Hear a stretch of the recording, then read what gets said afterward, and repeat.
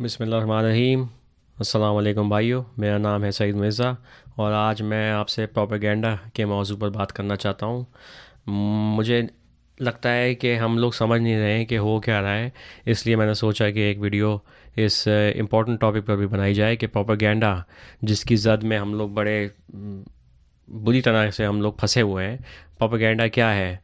अब प्रोपेगेंडा एक इंग्लिश लफ्ज़ है जिसका मतलब है कि आप किस तरह जो है इंसान के ख़यालात, उसकी सोच को बदल सकें। ये प्रोपेगेंडा का गोल है, पर्पस है।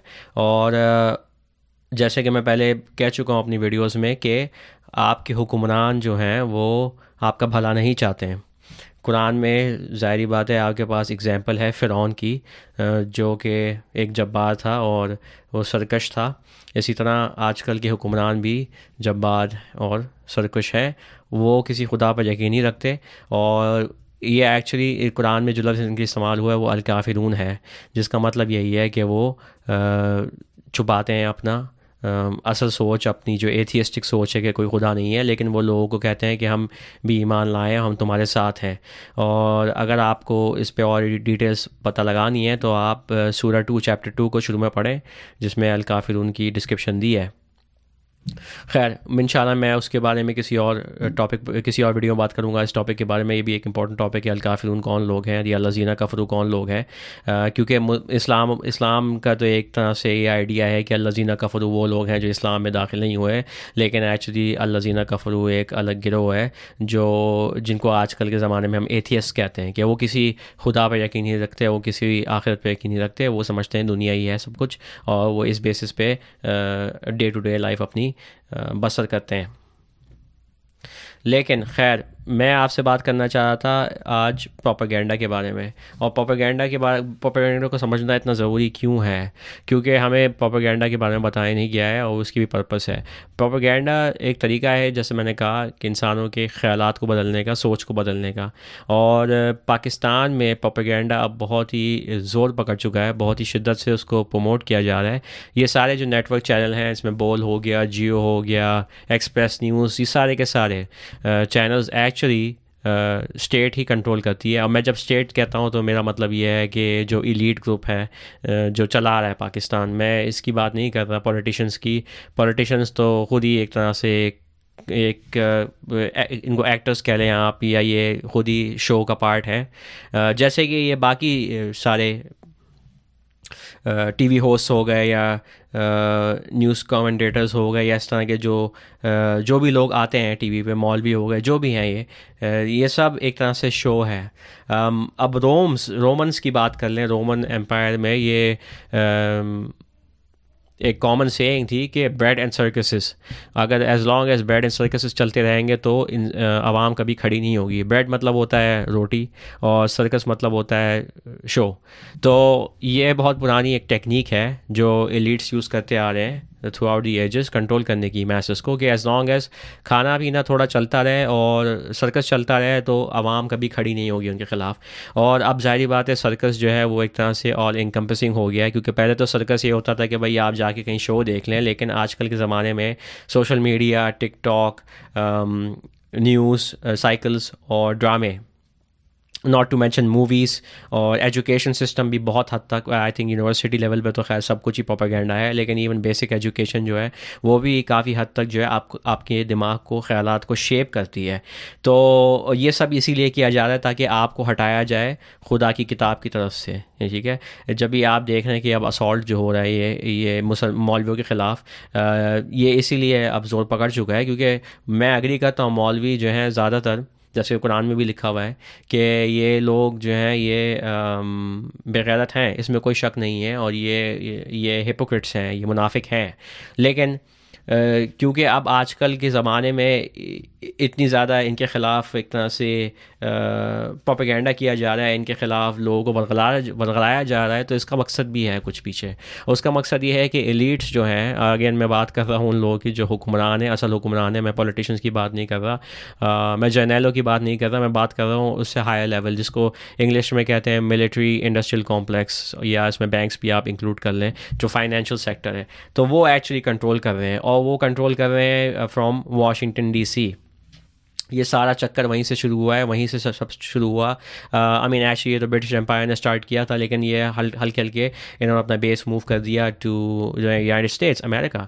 और अमेरिका जो है वो प्रमोट करता है फहाशी, इसकी वजह है। वो प्रमोट करता है फेमिनिज़म, इसकी भी वजह है। और वो प्रमोट करता है डेमोक्रेसी, इसकी भी वजह है। क्योंकि ये सारी जो चीज़ें हैं ये बातिल चीज़ें हैं जो कि अल्टीमेटली तबाह कर रही हैं सारे कल्चर्स को, सारी सोसाइटीज़ को, ताकि हम लोग जो है पहुँचे न्यू वर्ल्ड ऑर्डर की तरफ, जो कि हम एक्चुअली आ गए हैं। अब न्यू वर्ल्ड ऑर्डर के बारे में भी काफ़ी कंस्पिरेसीज हैं और लोग कहते हैं कि नहीं जी ये तो ऐसी बात है, इस पर कोई प्रूफ नहीं है। लेकिन एक्चुअली यूनाइटेड नेशंस जो है वो न्यू वर्ल्ड ऑर्डर का हेडक्वार्टर्स है और वहीं से तकरीबन सारी चीज़ें चलती हैं। तो जो जो मुल्क मेंबर हैं यूएन के वो साइन अप हो चुके हैं न्यू वर्ल्ड ऑर्डर पे, और वो उनको जो है उनके डिक्टेट्स जो जो वो कहते हैं उनके अहकामात पर चलना होता है।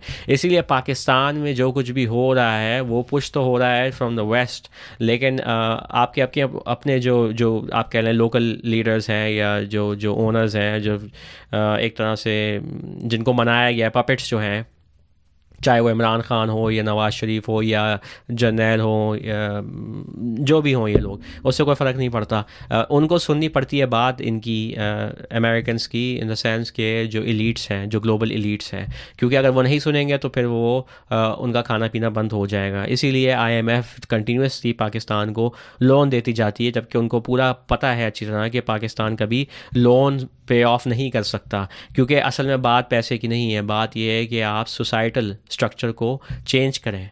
जो पाकिस्तान सोसाइटी एक तरह से एक कंजर्वेटिव, गॉड फियरिंग, खुदा से डरने वाली, जो जिस तरह को भी आप पेंट करना चाहें इस्लाम की पिक्चर, एक तरह से फिर भी लोगों के पास कुछ असूल थे, कुछ डिसेंसी, कुछ इंसानियत थी, और एक दूसरे का ख्याल रखना और मदद करना दूसरों की। ये सब इस सब चीज़ को तबाह करना ज़रूरी है बहुत, ताकि अगेन हुक्मरान जो हैं, जो जो जो ग्लोबल एलीट्स हैं, वो कंट्रोल कर सकें पॉपुलेशन को।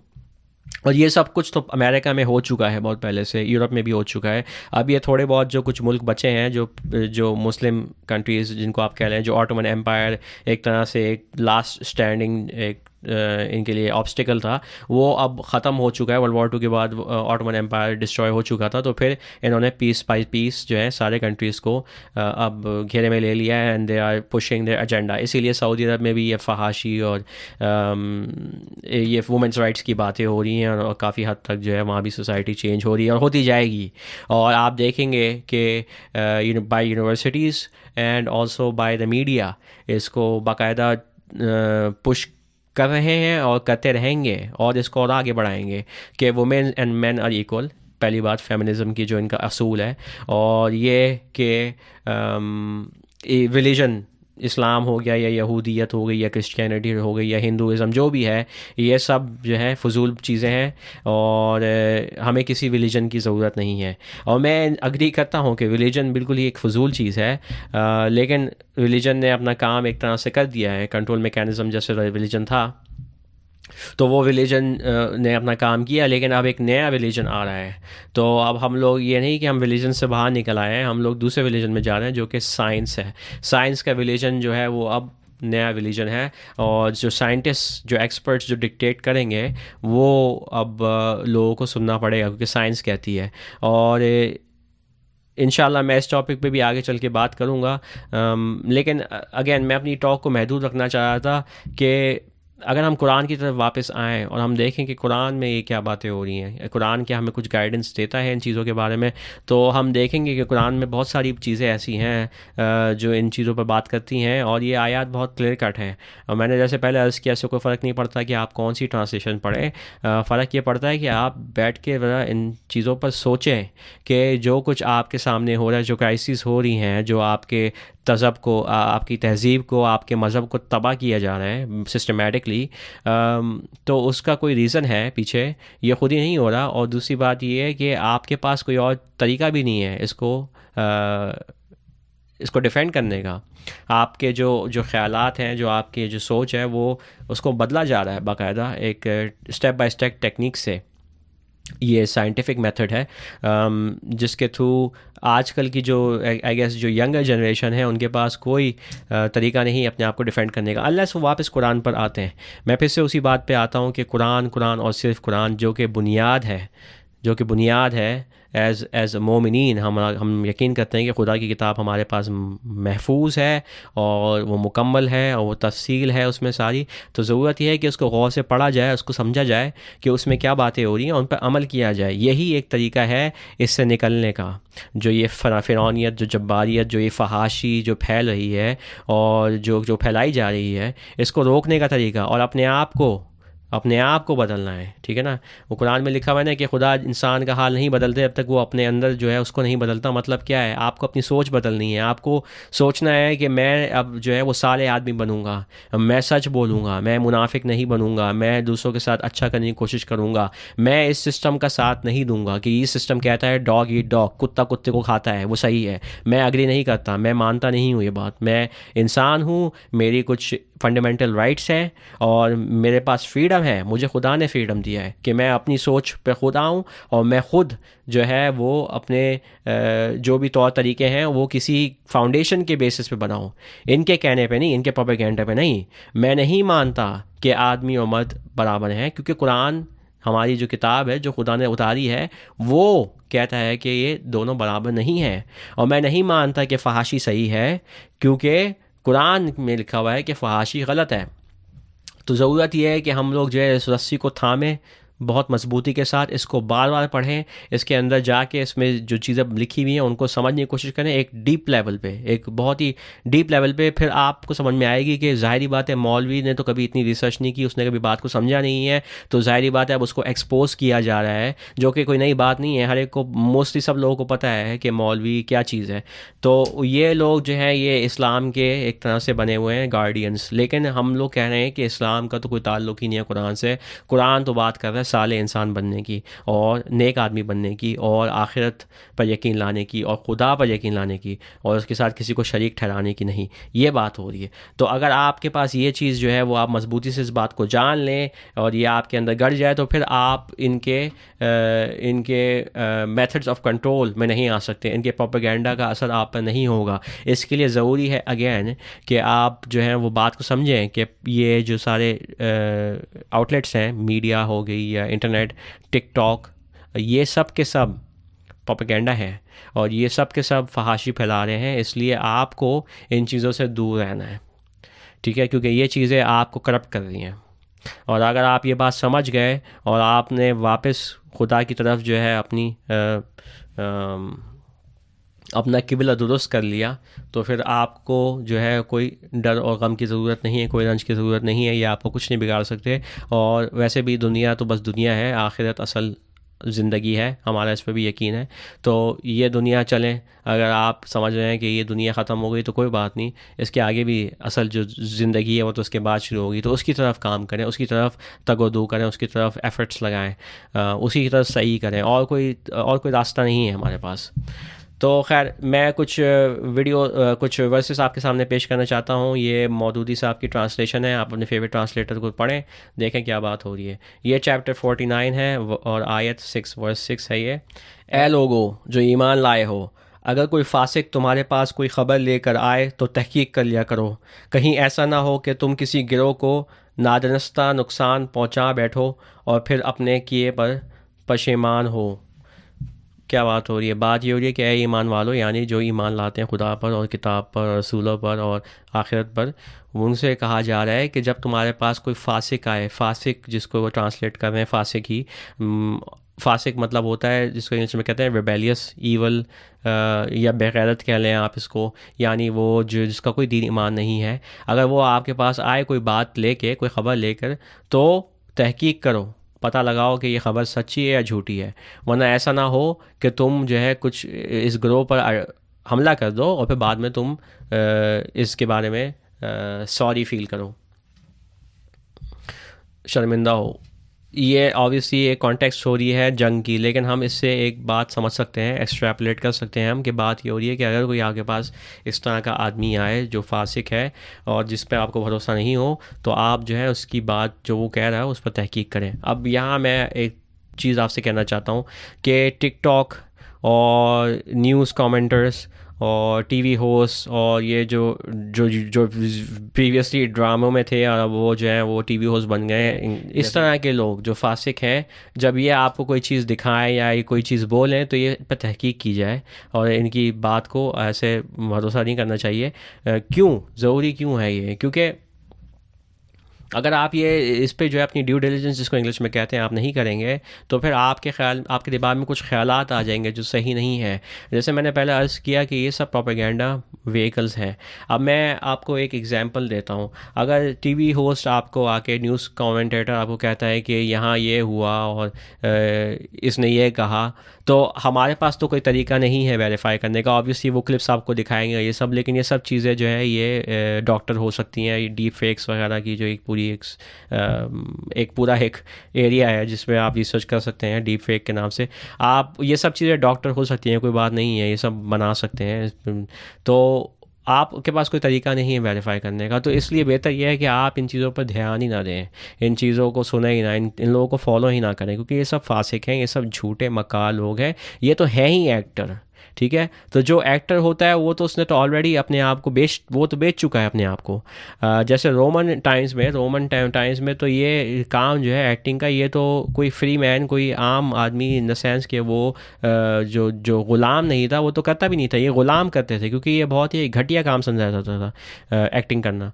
लेकिन आजकल जो है एक्टर्स को बड़ी इज्जत दी जाती है, जबकि ये सबसे घटिया लोग ये हैं क्योंकि इन्होंने अपना ये तो कोई भी चेहरा पहनने को तैयार है पैसे के लिए। तो आप इस तरह के लोगों को तो ना तो रिस्पेक्ट करें, ना इनको अपना टाइम दें, और ये जो भी बातें आपको बताएं आप ना सुने, ना उन पर यकीन करें, बल्कि बेहतर ये आप इनकी बात सुने ही ना।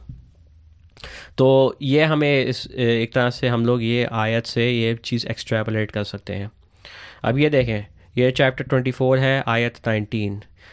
जो लोग चाहते हैं कि ईमान लाने वालों के गिरोह में फहश फैले, वो दुनिया और आखिरत में दर्दनाक सज़ा के मुस्तहिक हैं। अल्लाह जानता है और तुम नहीं जानते। ये कौन लोग हैं जो चाहते हैं? ये वही मैंने आपसे कहा ना, जो ग्रोह है, जो एलीट्स हैं, वो चाहते हैं कि फ़हाशी फैले। और क्यों फैले? क्योंकि वो फ़हाशी फैलेगी तो सोसाइटी में जो फैमिली जो है, जो एक निज़ाम है, जो ख़ानदान जो है ना, वो उसका स्ट्रक्चर जब वो तबाह हो जाएगा तो फिर इस तरह जो है ना बाप बेटे की मदद करेगा, ना बेटा बाप की मदद करेगा, ना माँ बेटे की मदद करेगी। ये पूरा जो एक सिस्टम है, जो यूनिट है, फैमिली यूनिट, वो तबाह हो जाएगा और फिर हर बंदा एक तरह से अकेला हो जाएगा। और फिर वो आसान है एलीट्स के लिए, जो हुक्मरान है, उस बंदे को कंट्रोल करने का। और मैं ये बात बहुत ही एक कॉन्फिडेंस के साथ कह सकता हूँ कि यही एक नेचुरल प्रोग्रेशन है फ़हाशी का, क्योंकि मैं अमेरिका में बहुत अरसे से रह रहा हूँ और यहाँ फ़हाशी ने सारी हदें पार कर दी हैं। बहुत पहले से फ़हाशी फैलाई गई थी और यहाँ वही हुआ है जो पाकिस्तान में होने जा रहा है कि यहाँ फेमिनिज़म और फ़हाशी के ज़रिए इन्होंने सोसाइटी को, स्ट्रक्चर को पूरा तबाह कर दिया है और सेग्रीगेट कर दिया लोगों को। तो अब कोई किसी का वली नहीं है, कोई किसी का मददगार नहीं है। आपकी स्टेट जो है उसने सारे तरह से आपको हर तरह से कंट्रोल किया है। तो यही जो है पाकिस्तान में होते आ रहा है। इसलिए बहुत ज़रूरी है कि आप फ़हाशी से दूर रहें। और फ़हाशी जो है वो टिकटॉक के ज़रिए और फेसबुक और ये सारे जो प्लेटफॉर्म्स हैं, ऑब्वियसली पोर्नोग्राफी साइट्स हैं, इसके थ्रू जो है पुश की जा रही है। और अगेन ये अमेरिका ने ही पूरा एक सिस्टम इंटरनेट का डेवलप किया और उसके बाद उसको इंफ्रास्ट्रक्चर को रोल आउट किया है। पाकिस्तान जैसे मुल्क में, जैसे आप सोचें कि जहाँ गैस का मसला है, जहाँ बिजली का मसला है, वहाँ इंटरनेट का कोई मसला नहीं है। तो इंटरनेट पे इतना ज़ोर क्यों है इंफ्रास्ट्रक्चर को खड़ा करने में? ये इंटरनेट यही नहीं, मैं कीनिया में भी आप चले जाएं, अब तो इलॉन मस्क ने स्टारलिंक सैटेलाइट्स भी डाल दी हैं जिससे वो इंटरनेट जो है वो वाईविया सैटेलाइट आ जाएगा। तो ये क्यों इतना शौक है अमेरिकन्स को सैटेलाइट के थ्रू और इतनी मेहनत करने के, इतना पैसा खर्च करने का, इतनी टेक्नोलॉजी डिप्लॉय करने का, इंटरनेट फैलाने का? क्योंकि इंटरनेट मीन्स ऑफ कंट्रोल है। इंशाल्लाह मैं इस पर भी किसी और वीडियो में बात करूँगा। आगे चलते हैं। ये चैप्टर 4 है, आयत 34। मर्द औरतों पर क़व्वाम है इस बिना पर कि अल्लाह ने उनमें से एक को दूसरे पर फजीलत दी है, और इस बिना पर कि मर्द अपना माल खर्च करता है। बस जो साले औरतें हैं वो अताअत शुमार होती हैं और मर्दों के पीछे अल्लाह की हिफाजत और निगरानी में उनके हकूक़ की हिफाजत करती हैं। और जिन औरतों से तुम्हें सरकशी का अंदेशा हो उन्हें समझाओ, ख्वाबगाह में उनसे अलहदा रहो और मारो। फिर अगर वो तुम्हारी मती हो जाएं तो ख्वामख्वाह उन पर दस्त दराजी के लिए बहाने तलाश ना करो, यकीन रखो कि ऊपर अल्लाह मौजूद है जो बड़ा और बालातर है।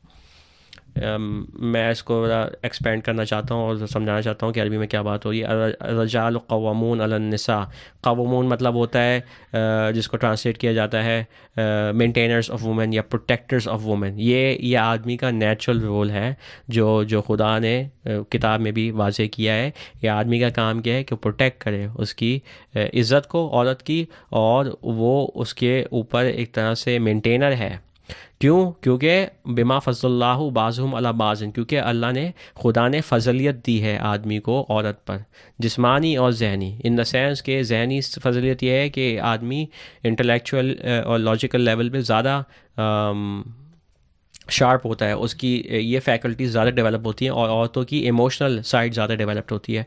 इस पर कोई डिस्प्यूट नहीं है, ये फैक्ट्स हैं। जब भी आप देखेंगे कि ज़्यादातर आदमी जो हैं वो इंजीनियरिंग और मैथमेटिक्स और फिज़िक्स में एक्सेल करते हैं। और ये बात भी याद रखी जाए कि कुरान में इन आदमी ही को एड्रेस किया गया है, और सारे रसूल और पैगंबर आदमी ही थे।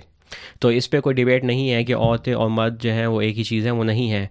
खुदा ने फजलियत दी है आदमी को औरत पर। जो ये फेमिनिज़म का नारा है कि इक्वालिटी, दैट्स नॉट ट्रू, ये गलत बात है।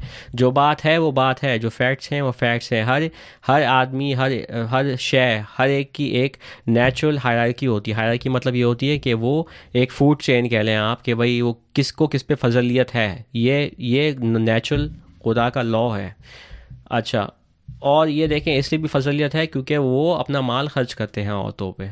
अब ज़ाहिर बात है फेमिनिज़म में तो ये सारा एक बात चल रही है कि नहीं जी, औरतों को भी काम करना चाहिए ताकि फिर वो अपना पैसा खर्च करें, और ये इसीलिए किया जा रहा है again to weaken social structure को वीक करने के लिए, ताकि आदमी की जो है वो, जब वो आदमी पैसा नहीं लेके आएगा या औरत पैसा लेके आ रही है, तो ज़ाहिर बात है कि इम्बैलेंस होगा, और फिर आदमी की जो स्टेटस है वो गिरेगा। ये सब बातें नोन है। मैं आपको ये बताना चाह रहा हूँ कि ये कोई स्पॉन्टेनियस चीज़ नहीं थी, ये कोई एक ऐसी नहीं कोई चीज़ जो हो गई कि जो है औरतों ने कहा कि हमें राइट्स चाहिए और डिमांड किया, और फिर एकदम से पूरी दुनिया में जो है वो तहलका मच गया कि जो है वुमेन और मैन आर इक्वल। और ये बाकायदा एक तरह से प्लानिंग हुई है, और ये एक रोल आउट हुआ है, जैसे ये बाकी चीज़ें रोल आउट होती हैं। ये प्रोपेगेंडा के थ्रू पुश किया है, और ये फेमिनिज़म मूवमेंट भी आपको पता होगा ये स्टार्ट हुई थी अमेरिका में ही, और ये इसको जो है मार्केट किया गया है बाकायदा और प्रमोट किया गया है। और औरतों पर यह है कि रिस्पॉन्सिबिलिटी कि हाफिज़ातुल गैबी बिमा हफ़िज़ल्लाह, तो वो हिफाजत करें गैब की, अपने प्राइवेट पार्ट्स की, ठीक है। और अगर आदमी को डर है कि वो सरकशी करे, तो फिर वो उसके पास कुछ इक़दामात हैं जो वो ले सकता है। ये कुरान में वाज़े अल्फाज में ये आयत लिखी हैं। अगर आप मानते हैं कि खुदा की किताब कुरान है, तो फिर आपको इन बातों पर अमल करना है, औरतों को और मर्दों को। ये नेक्स्ट आयत देखें, चैप्टर 60 आयत 12। ए नबी, जब तुम्हारे पास मोमिन औरतें बैत करने के लिए आएँ और इस बात का अहद करें कि वो अल्लाह के साथ किसी को शरीक ना करेंगी, चोरी ना करेंगी, जिना ना करेंगी, अपनी औलाद को कत्ल ना करेंगी, अपने हाथ पाँव के आगे कोई बुहतान घड़ कर ना लाएंगी, और किसी अम्र मारूफ में तुम्हारी नाफरमानी ना करेंगी, तो उनसे बैत ले लो और उनके हक़ में अल्लाह से दुआए मग़फ़िरत करो। यकीनन अल्लाह दरगुज़र फरमाने वाला और रहम करने वाला है। वो मारूफ बात पे जो है इनकार नहीं करेंगी, नाफरमानी नहीं करेंगी। तो औरत का काम है कि वो मर्द की बात सुने, अगर वो अम्र मारूफ कर रहा है, वो सही बात कर रहा है, तो उसको सपोर्ट करें। तो ये काम नहीं है कि वो हर चीज़ पे डिसएग्री करे और मुसीबत खड़ी करे। ये देखें, अब नेक्स्ट सेट ऑफ आयत हैं, और फिर मैं कंक्लूड करता हूँ। ये चैप्टर 66 है, आयत 10, 11 एंड 12। अल्लाह काफिरों के मामले में नूह और लूत की बीवियों को बतौर मिसाल पेश करता है। वो हमारे 2 साले बंदों की ज़ौजियत में थी, मगर उन्होंने अपने इन शोहरों से ख़यानत की, और वो अल्लाह के मुकाबले में उनके कुछ भी नाकाम आ सके। दोनों से कह दिया गया है कि जाओ, आग में जाने वालों के साथ तुम भी चली जाओ। और अहले ईमान के मामले में अल्लाह फ़िरौन की बीवी की मिसाल पेश करता है, जबकि उसने दुआ की, ए मेरे रब, मेरे लिए अपने यहाँ जन्नत में एक घर बना दे, और मुझे फ़िरौन और उसके अमल से बचा ले, और ज़ालिम कौम से मुझको निजात दे। और इमरान की बेटी मरियम की मिसाल देता है जिसने अपनी शर्मगाह की हिफाजत की थी, फिर हमने उसके अंदर अपनी तरफ से रूह फूंक दी और उसने अपने रब के इरशादात और उसकी किताबों की तस्दीक की और वो अतात गुजार लोगों में से थी। ये एग्ज़ाम्पल है आपके पास मौजूद मरियम का, हज़रत मरियम का और फ़िरौन की ज़ौज का। कहने का मकसद ये है कि कुरान के अंदर बहुत सारी गाइडेंस है मर्दों के लिए और औरतों के लिए कि रूल्स ऑफ कंडक्ट, कि किस तरह जो है आपको अपने आप को पेश करना है, किस तरह आपने अपनी ज़िंदगी बसर करनी है। इसका मतलब ये नहीं है कि आप जो है ये इनके प्रोपेगेंडा में आएँ और जो ये कह रहे हैं बातें उन पर यकीन कर लें अंधाधुन, क्योंकि ये जो चाह रहे हैं वो यही चाह रहे हैं कि वो आपको तबाह करें, आपके ख़ानदान को तबाह करें और आपकी तहज़ीब को तबाह करें, ताकि फिर आप फाइनली इनके कंट्रोल में आ जाएं और फिर ये जो करना चाहेंगे आपके साथ ये करेंगे। तो मेरी उम्मीद अगेन फिर से आपसे यही है कि आप जाके इन आयात को गौर से पढ़ें, मैं ये लिंक आपको दे दूंगा, और इन पर तफक्कुर करें, तदब्बुर करें, बात को समझने की कोशिश करें और अपने आप को बदलें और अपने आप को कोशिश करें इससे बचाएं प्रोपेगेंडा से, जो अब हर जगह फैल चुका है और ज़्यादातर लोग जो हैं वो इसके सहर में आ चुके हैं, सहर जादू में। इंशाल्लाह मैं इस पर भी नेक्स्ट कुछ वीडियोस में आगे चल के बात करूँगा। तो इंशाल्लाह मैं आपसे मिलता हूँ नेक्स्ट वीडियो पर। मेरी तरफ से अस्सलाम वालेकुम।